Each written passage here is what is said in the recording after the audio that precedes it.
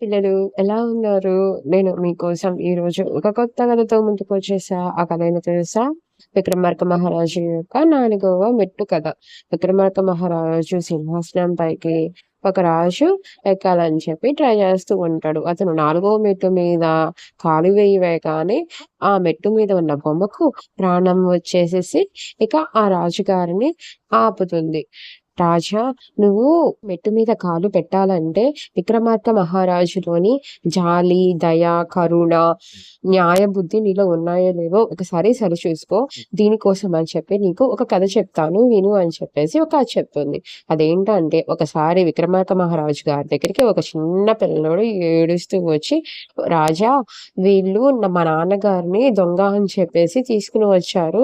మా నాన్న ఎటువంటి తప్పు చేయలేదు అని చెప్పి ఏడుస్తూ చెప్తాడు. ఆ పిల్లవాడి వెనకాల ఒక ధనవంతుడు ఒక పేదవాడిని తీసుకొచ్చి, ఇతను నా కింద పనిచేస్తూ ఉంటాడు. ఇతడు నా దగ్గర ఉన్న ధనాన్ని మొత్తం దొంగిలించాడు అని చెప్పేసి చెప్తాడు. అతనేమో నేను ఎటువంటి దొంగతనం చేయలేదు మహారాజా అని చెప్పేసి చెప్తాడు. చెప్తే రాజుగారు ఇద్దరి వాదన విని తర్వాత పక్కకు వెళ్ళి సైనికులతో మీరు వెళ్ళి అక్కడ అసలు ఏం జరిగిందో కనుక్కోండి అని చెప్పేసి క్లుప్తంగా విచారించమని చెప్పి చెప్తాడు. తీరా విచారించాక ఆ ధనవంతుడే తన ధనాన్ని దాచేసి దొంగతనం చేశారని చెప్పేసి అతని కింద పనిచేసే వాడి మీద దొంగతనం మోపాడని చెప్పి తెలుస్తుంది. అప్పుడు రాజుగారు చాలా కోపంగా ధనవంతుడిని తిట్టి అతనికి శిక్ష వేస్తాడు. దోషి అయిన ఆ పేదవాడిని వదిలేసి ఆ పిల్లవాడికి బోలెడన్ని బహుమతులు ఇచ్చి పంపిస్తాడు. అది రాజా విక్రమార్క మహారాజు యొక్క కరుణ.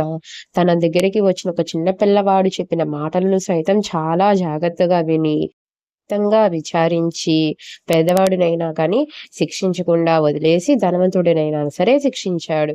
అది విక్రమార్క మహారాజు యొక్క కరుణ, న్యాయబుద్ధి. అటువంటి కరుణ, న్యాయబుద్ధి నీ దగ్గర ఉన్నట్టయితే నువ్వు నా మెట్టు మీద కాలు వేయవచ్చు అని చెప్పి బొమ్మ చెప్తుంది.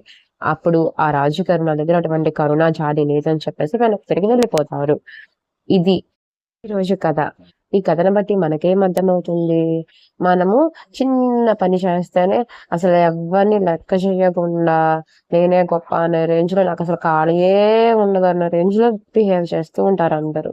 కానీ విక్రమార్క మహారాజు తనకన్నా చాలా చిన్న పిల్లవాడి మాటలను సైతం చాలా జాగ్రత్తగా వింటాడు. అది అతనికున్న కరుణ.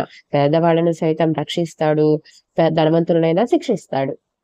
ఇది పిల్లలు కథ. కథ నచ్చితే లైక్ చేయండి.